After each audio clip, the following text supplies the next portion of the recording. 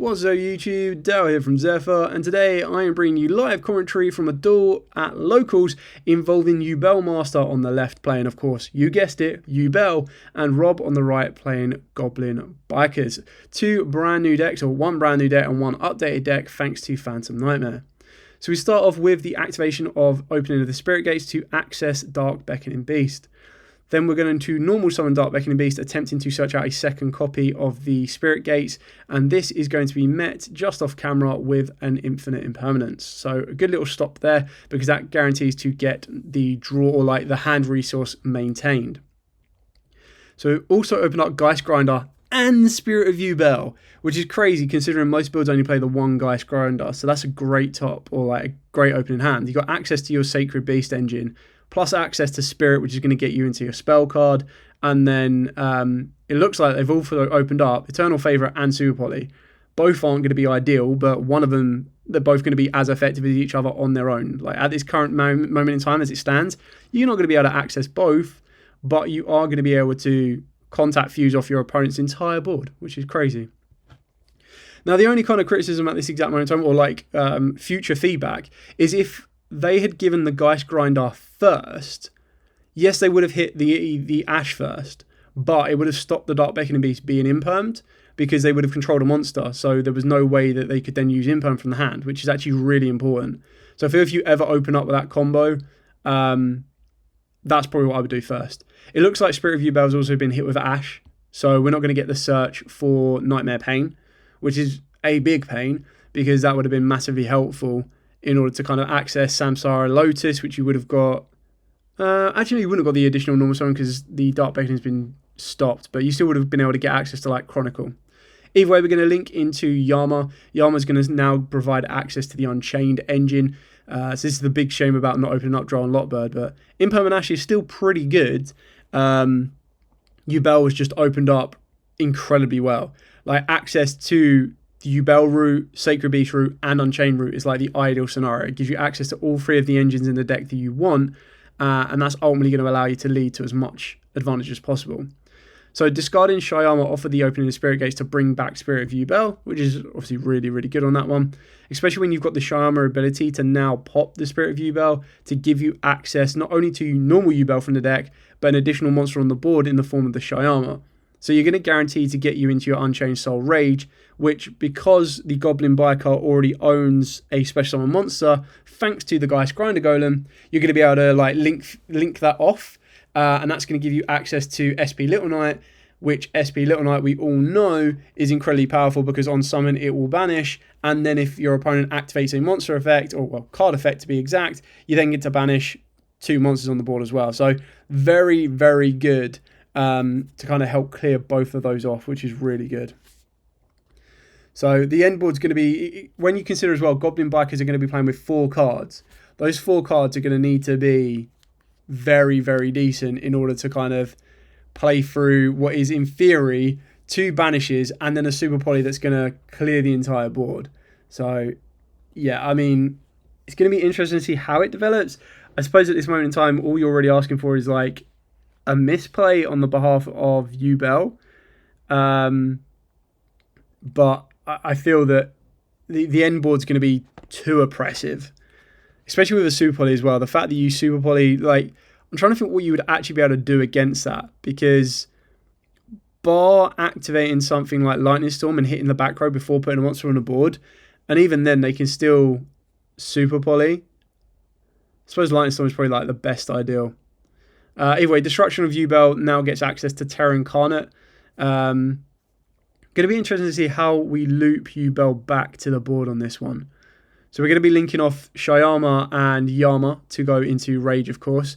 That's going to give you access to get into SP Little Knight, as I've mentioned, during your opponent's turn.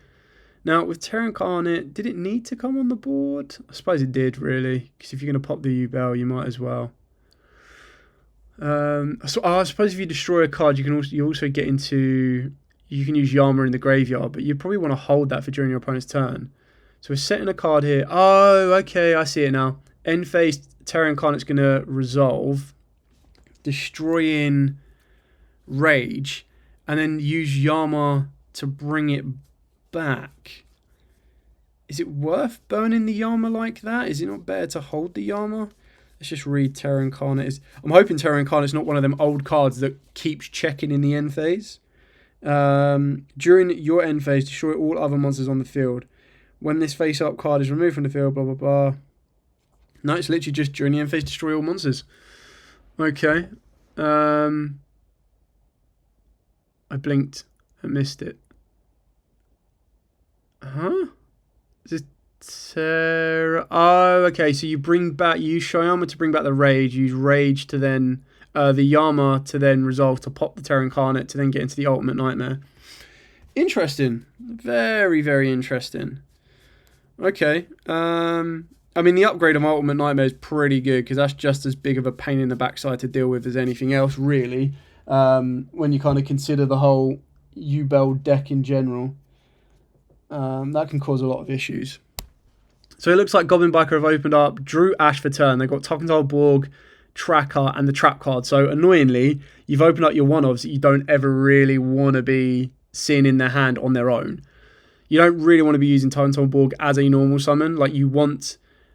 Would it have been better? No, because Tokental Borg can't special unless it's a wind.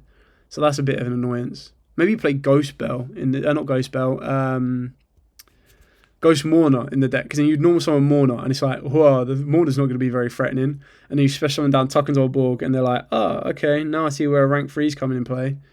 But, I mean, that hand, the issue is, dealing with Rage and an unknown Super Poly, this is not an ideal hand to be dealing with anyway. Like, the fact you've had to, with Goblin Bikers, what you'd ideally want to do is attempt to threaten to get into combo without even using your normal summon. And the fact they've had to use their normal summon and an extender, which is again 2 cards you don't ever really want to be using early doors in this game. Like, you would have liked to have opened out a tour guide, which would have threatened. But it looks like Rage is shotgunned early. Well, not so much early, but you go into SP Little Knight. This then gets rid of Tokental Borg. And the other issue as well with Tokental Borg is as soon as you see that, unless they're playing 2 Tokental Borgs, you are not worried about a... you are nowhere near worried about a Terratop. Like, that's never going to happen. And so SP Little Knight, Rage into SP Little Knight was enough to deal with all that. You didn't even need to worry about Super Poly. But on the flip side, in my opinion, this is now one of the weaknesses of the Yubel deck, is they can't put damage on the board. So we're going to activate Spirit Gates to bring back a Yubel from the graveyard, which is Spirit of Yubel, absolutely fine. That gets met with the second Ash in the hand, which would have got Nightmare Pain. But because we've got the Ultimate Nightmare on board and it isn't a level 10, it's very difficult to get the final damage you need. So it looks like we're now going to be activating the Dear Servant. This would then send Garura for a draw. I probably would have taken out the back row. I would have sent in the Tis just to get rid of it. And then my opponent is top decking a card and I know I've already got SP. But I suppose you need that draw for the Super Poly. Is that... I mean, would this be enough? Like, what? There's no one card my opponent can draw that would out my entire board. So, I mean, I suppose you send the Tis off of the back of the Maximus. But if that back row, for example, was something like a Strike, then the whole Maximus play doesn't even resolve. So maybe you go in the Tis first, pop the back row so you know you're clear.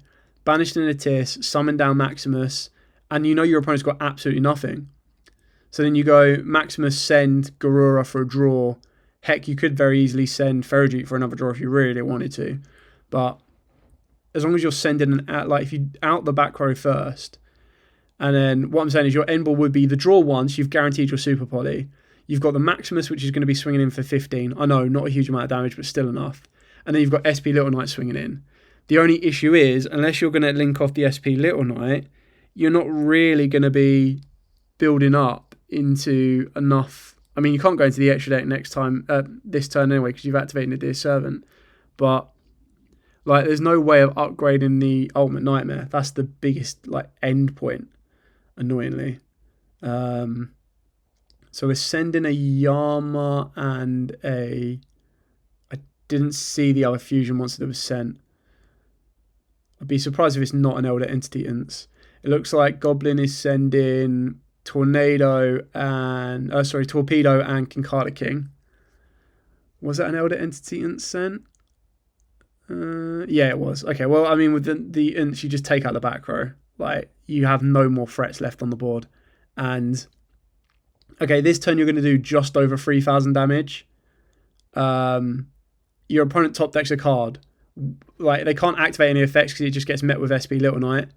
You've got the Super Poly, so as soon as they summon it, you go, you know what, Super Poly, let's clear off my Yubel monsters, get into Yubel the Loving Defender, burn your opponent for whatever damage you choose to use because you would have used up those monsters, and then swing in for the next turn for the game.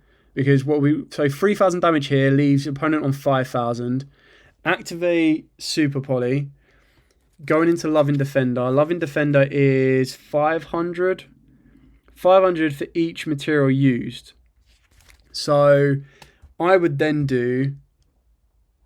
So my opponent's got one card to deal with. My opponent summons, let's say worst case scenario, opponent summons that one card. Activate Super Poly, use Spirit of Yubel, Unending Nightmare, plus their monster. So that's 15, so 45 damage total. You've got another 3k. It's obviously going to be over 3k because SP Little Knight is... Where's SP Little Knight? 16. Alright, so it's 31. So 31 plus the 15 puts it on to 46. Yeah, alright, looks like it's scooping up to game 2 anyway. So the opening hand of Goblins is Droll and Lockbird from the looks of it. The spell card for Goblins looks like it's anti-spell as well. And E-Telly. And then one other spell that I can't completely see. So this is the one that lets you add. So you add a Goblin monster and then you can detach a material from a monster on the field to special summon it down. And you can banish it from the graveyard to add a Goblin back from the graveyard to the hand. So, interesting. So what else was it? It was anti-spell, E-Telly, and something else. What's happening? Oh, Bash. No! No one wants to open up Bash. Damn it. So we're going to E-Telly out, Psychic Tracker. This is when Yan Yan comes into play. Yan Yan's like a nice little upgrade on this one. Normal summon down the Goblin Boar. Yeah, Goblin Boar. Search out a Goblin card. So, I mean, you've pretty much gone through everything. So it looks like you're searching out the Continuous Track card, which isn't so bad because it means you can XYZ during your opponent's turn, but you can only go into Goblins, which the best thing you can go into is the Big Gabunga. So Droll, Anti-Spell, XYZ Trap, and yeah. I mean, so you definitely go into Big Gabunga now because what you're going to want to be looking for is the Splotter, because Splotter is just going to give you another rank 3 on the board. So you go into Big Gabunga triggers on summon, searches you out a Goblin card. It's a shame the track card, does the track card, I don't think it does. But I was thinking, like, does the track card bring 2 Goblins back from the grave? Not that you should ever need to, because obviously the idea of your Goblins is that they bring themselves back from the grave. But, I mean, we've still got Bash, we've got that additional normal summon. So he's going to rank up into XYZ Armor. XYZ Armor is going to detach to search out full armor XYZ. Now, the only issue is you've got 2 cards that do the exact same job. So immediately after the effect resolves, XYZ summon 1 XYZ using only Goblin monsters you control. If you control Goblin XYZ, you can target 1 effect monster on the field. Detach 1 material from a monster on either field, and if you do, negate that monster's effect until the end of the turn. That's not so bad to have, to be fair. You just got to make sure you keep a Goblin monster free. So we go into the full armor XYZ, searching out the XYZ trap card. Again, the issue is you've just got so many trap cards now. So you've got your anti-spell, you've got 2 of your XYZ cards that are doing the exact same job. So now you need to make sure you put the materials back on the board, otherwise you're not going anywhere. Droll's still not that bad, but I suppose you kind of want to use Splotter. Splotter would detach, and then you're either going to bring back a level 3 Goblin to make another rank 3, or you're going to detach the Big Gabunga to bring that back so that in the end phase you can get another Goblin from the deck. So we go with Splotter. Splotter brings back the Boar on res. No! Rocky Boy to the face! Obliterated. And the issue is all of the Goblins have 0 defense. So it's literally, I think it's like 1800 because of the XYZ full armor. And now the hand is not great. It's Droll and 3 trap cards. The 2 of them don't do anything because you don't have the materials on the board. And because he doesn't control Goblin XYZ, he can't negate. I mean, unless you were really fearful of Nib, your end ball wouldn't have been that effective. Like, the best thing you could have done to have reduced that is you would have gone E-Telly and the Goblin make Gabunga, which is free. Gabunga searches out. You could have searched out Boom Mac, and then in the end phase put Splotter onto the, or search out Splotter. That probably would have been a safer way of doing it actually, but you would have had to have pre-read that your opponent had Nib, because then you would have been on 3 summons. End phase, Gabunga attaches either Boom Mac or the Splotter, whichever one you chose not to add, and then you would detach with the Splotter to summon back to make a rank 3 during your opponent's turn, which could have been Kincada King. And then you could also activate something else. Either way, it looks like draw phase, we're going to flip Anti-Spell. Anti-Spell's going to hopefully slow down his opponent. I mean, there's no Yubel on the board, so there's no way that they can Super Poly into a massively effective target, which is obviously a good failsafe or a good line of protection. It means there's no Nightmare Pain, which is nice. Oh god, are we just going to go into Nibiru beatdown now? I mean, we've got Droll in the hand, which isn't effective because it's not a level 3 monster, and I suppose with Anti-Spell there's not going to be a lot of searching going. Oh, if you could tailor change your cards so you had Droll during game 1. Oof. There needs to be an XYZ on the board for Splotter to detach material from, and it looks like the top deck was the other Goblin, the Fiend one, which can special summon itself during your turn, but again, you need to detach material from an XYZ, and because there's no XYZ or materials that come back from the graveyard, it's literally just a rank 3 monster.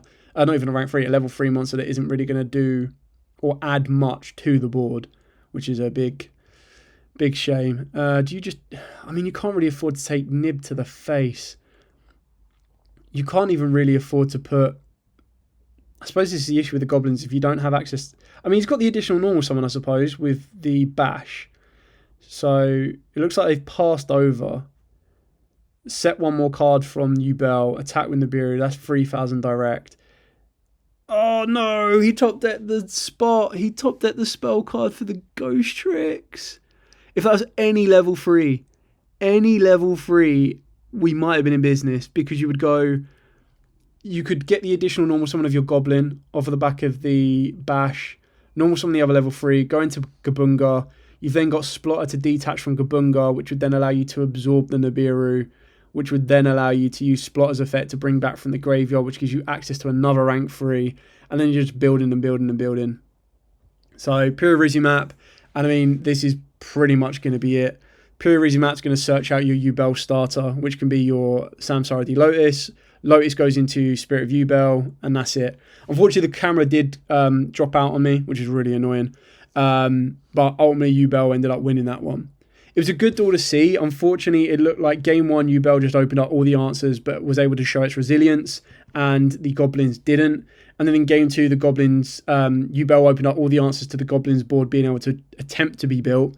And then from that point on, Goblins just kind of didn't get to the cards they needed. Like I said, any level 3 from that last top deck, and we would be going into game 3. So... Anyway, I hope this is kind of giving you a nice little introduction into the duels. I do have other duels that are full. I did make sure that the recording did collect all of them, so apologies for the cut-off at the end. I'll try and get some more Yubel duels and maybe even Goblin Biker duels for you towards the end of the week after the other locals as well. Anyway, thank you so much for watching. Do like, comment, subscribe, share. Let me know if you do enjoy it or prefer these type of duels where there is commentary on top, so there's a bit more explanation and a bit more kind of reaction. Like, I don't pre-watch these duels. I literally watch them live with you guys or as I'm recording the commentary, so everything is natural and I'm like, oh, I didn't see that coming or anything else. Anyway, thanks so much for watching. Don't forget to like, comment, subscribe, share. Till next time, as absolutely always, stay safe and, of course, happy dueling.